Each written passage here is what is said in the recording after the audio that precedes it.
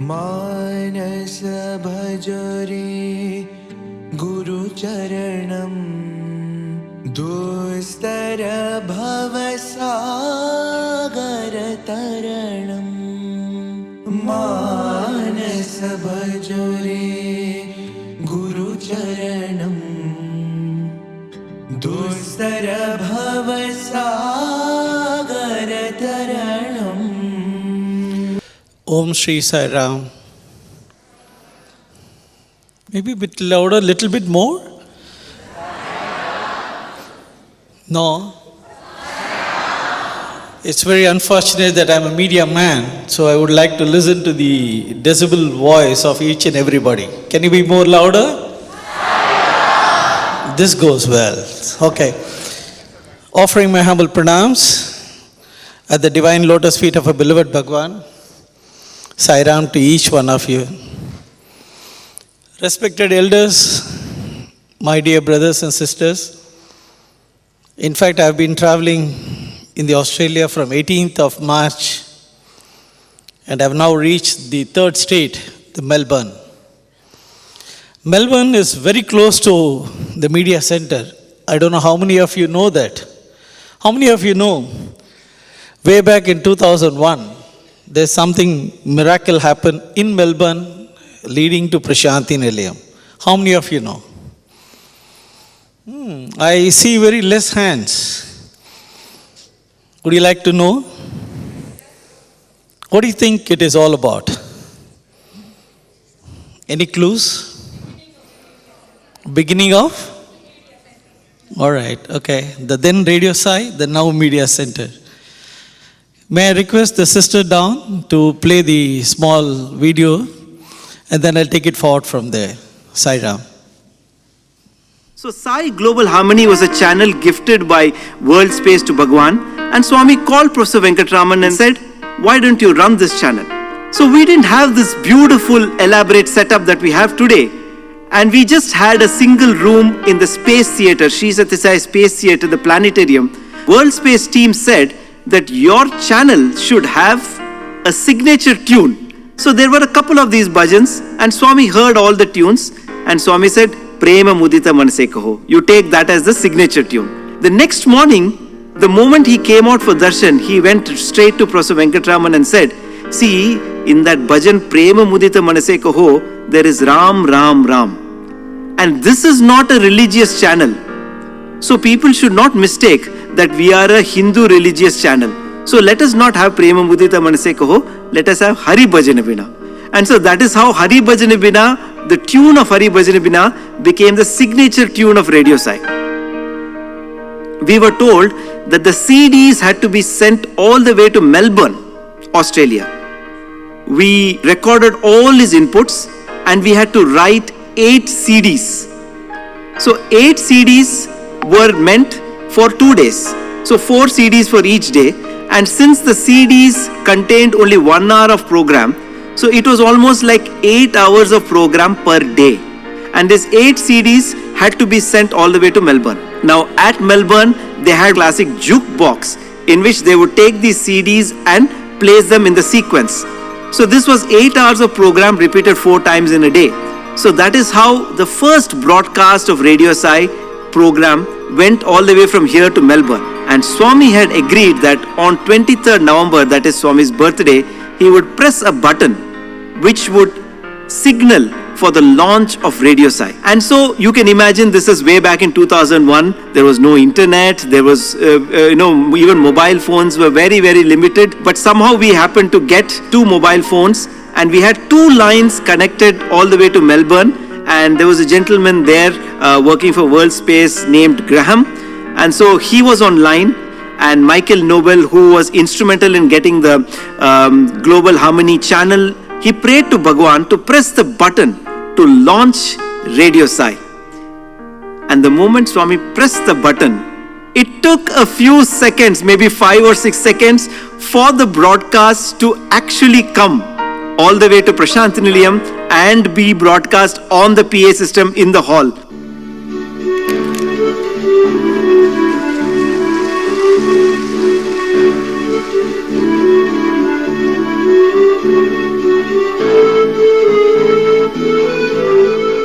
this is how on 23rd November 2001, Swami pressed the button and the broadcast of Radio Sai started, and it continues even to this day.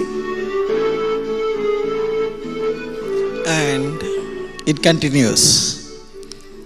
So now you can see that the connect between what you call Prashanthi Nilayam and Melbourne is much, much more stronger. And we have grown almost about 23 years working along with Melbourne.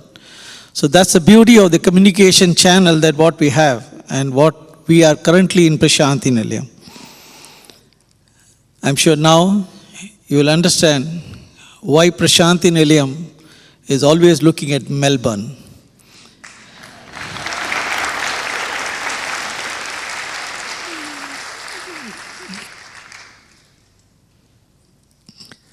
Let me take you across to a few more things that, from a corporate world, you have heard what you call two of the students, one from the alumnus Anantapur and from the Swami's college, SSIHL. Now these are what you call boys who had the greatest privilege, who enjoyed the close proximity with Swami. But now here's a person who's going to speak to you, who was living away from Swami for quite a long time, but still had the very close proximity and, had the kind of blessings all the time whenever we do anything. Like all of you, we also used to travel to Prashanthi Nilayam, and every time when I go to Prashanthi Nilayam, I always look at the Radio Sai. The then director, G. Venkatraman, Professor Venkatraman was there. So we always look at the Radio Sai there and say, hey, Swami, give me an opportunity to work there. Every time when we put up a request to Swami, as usual, stay there. You have a lot to do in your corporate world. Go and do your work. So, since back, with what he called, heads down, we again go back. He never gave an opportunity for us to, what he called, move around and get to the Radio Sai. I know very well that, Radio Sai has got the artifacts where Swami's teachings are there. And this is one and the only institution in the ashram where day in, day out, we start the day with Swami, we pass the day with Swami, and we end the day with Swami. We have nothing else to talk. We have nothing else to communicate. We have only the message of Swami, the discourse of Swami, the Bhajans of Swami. We clean them. We listen to them multiple times. The boys there create the content. And today what you see, the media center, which is now graduated from Radio Sai to a full-fledged media house. Today Radio Sai has grown as a media house, catering to almost over 146 countries across the world. When you say 146 countries, you can imagine the kind of hot seat that the director and the boys sit in media center. They need to, always be on the toes. Every minute, every second in a social media world, on a digital environment, is very, very tough. And you all know these days that even a nanosecond makes a lot of difference, actually. And that's what communication means to all of us. Let me take you around. While I was talking about the communication, I'm going to share with you my one personal experience. It's too emotional to me. And I was working in an organization where we were planning to have a networking, worldwide network. 2.5 years in the mid-sea operation. We had to connect 2 head states all the time. When we connect the head of the states, the kind of challenge that we go through is phenomenal. We had to do multiple checklists. We need to be very sure. And we need to be very, very clear that, what we wanted to do actually. We need to have the necessary support team in place. We need to have the equipments in place. Because when the line is established between the 2 heads of the states, you need to be crystal clear. Well, one of the instances which happened, when there was a federal government call, and it has to be initiated to another country. Due to protocol reasons, I cannot tell you the country name actually. But then we have to initiate that call. All was set. 2 days in advance, we were all ready. And I was very happy that, the entire session is going to go through pretty comfortable. As we all think that, everything is fine, Swami has his own role to play. Just say about 6 to 8 hours before the scheduled call, something came into my mind that, I need to go and do a little bit of dry run to find out, whether everything is fine. When I went to the router, I switched on the router. I think some of you are technical here, so you know what is router all about. So when I switched on the router, it did not come up. You can imagine that, in the next 6 to 8 hours, 2 head of states are going to speak to each other. And you are in trouble. You had already signed the checklist saying that all is well, and you have given your consent saying that, you're done. Now, what's there for you? You're in a mid-sea. If you're in a shore, you have the opportunity to go and pick up a router, either from the stores or from what you call the purchase department, and then start implementing it. From the mid-sea, if you have to send what you call a helicopter, it takes at least say 6 to 8 hours to go to the Long Islands and get the router and come back. So it's going to be very challenging. We were in the Pacific Sea, and I had no other option. I thought for a while that, now the only savior is Swami. I was literally praying with Swami, and I was looking at Swami's picture, which I had always in my pocket. I took that and placed it on the router, knowingly or unknowingly. And I said, my job is at stake. So when the job is at stake, Swami immediately comes for rescue. That's what I presume. And I was literally looking for that moment, the router to be, showing the green light. We did all kind of massage to the routers, as we always do. All the technical guys who are here with the IT, we always use Control-Alt-Delt to press the button, and then, something goes off. And then otherwise you pull down the wire and then, refix the wire. My boy sitting out here, the aux will be doing very frequently here. Or is some of the, female folks you have with the laptop, it hangs, immediately you do that. So, like everybody, I also did the same thing. But then I was wondering what's happening. It's not giving up.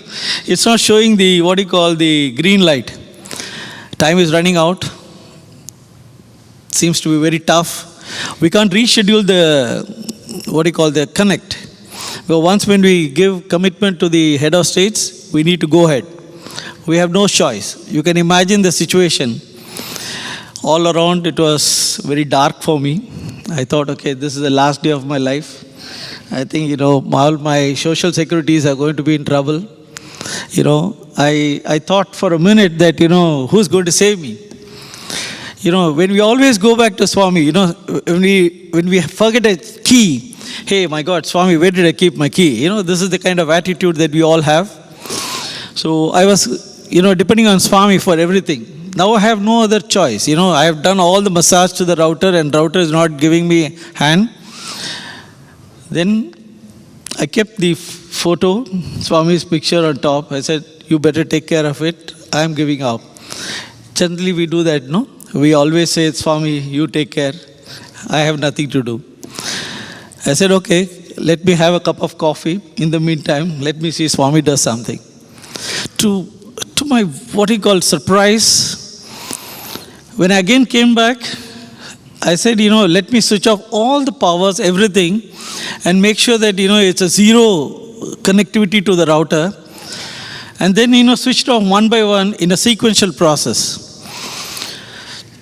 Then I came to this little router to me and said, Swami, please, When I switched on, to my surprise, the green light came.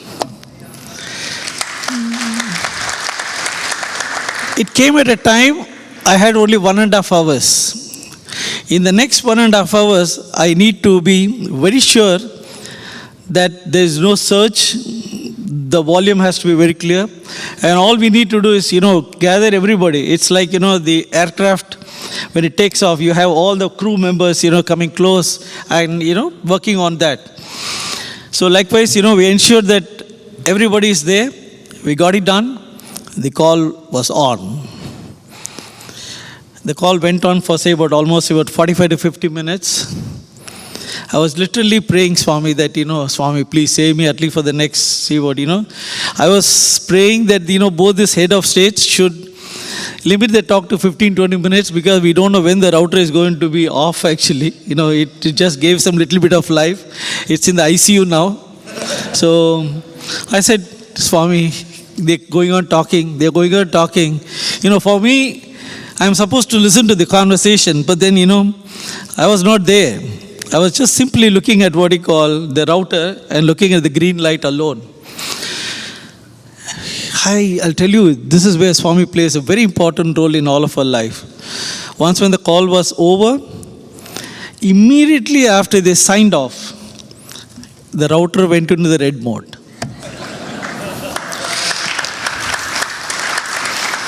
Can you just believe that, it just showed up for the minute. And then after that, once when the 45 minute to 50 minutes, the call was over, it went into the red mode. After that, it did not wake up at all. So so much of relief came to me like how it comes to me now because, we are always behind the camera, not in front of the camera. I see a camera here, we always get tensed. So I was just wondering, what is this? When I removed the photo of Swami from the router went for a deep sleep. And, I took the photo and placed it. Even now, I have that in my pocket.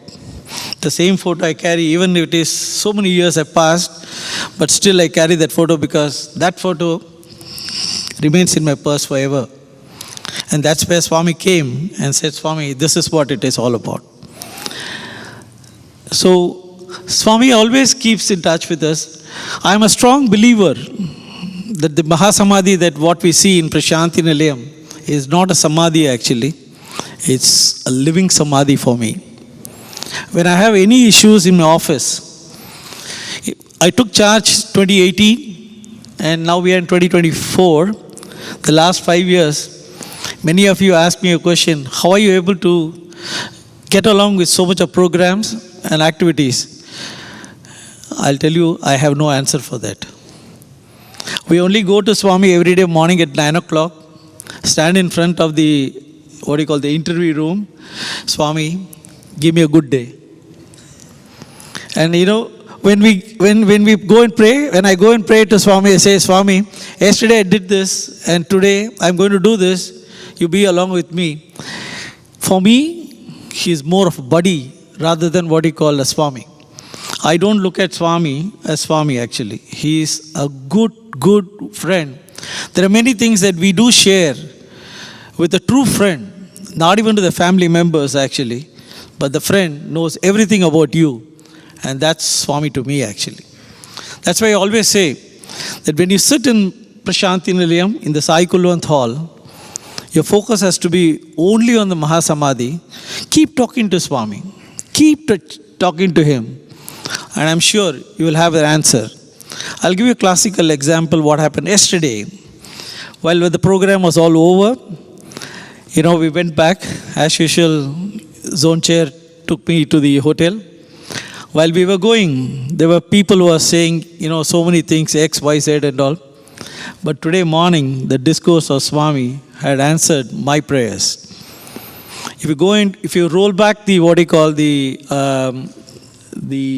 divine discourse which was played early in the morning, we'll have the same answer. The question that I had in my mind, the answer was there. This is what Swami answers to all of us actually. It's not that, when Swami, like all of you, I also lived quite a long distance from Prashanthi Nilayam. But we always, close to Swami because Swami is in our hearts. Swami has not gone anywhere. Swami is still living in each one of our hearts, and we continue to feel that, and we continue to enjoy, and we continue to pray the same way that we were playing when Swami was in a physical form. All of us should keep in mind that Swami lives every moment, every second, every time, wherever he is actually. He looks at us and gives us all that what we want. My prayers to each one of you is that, we are not the doers. The doer is Swami, and we will all pray to Swami to make sure that, we be a good citizen in a country wherever we live. Thank you very much.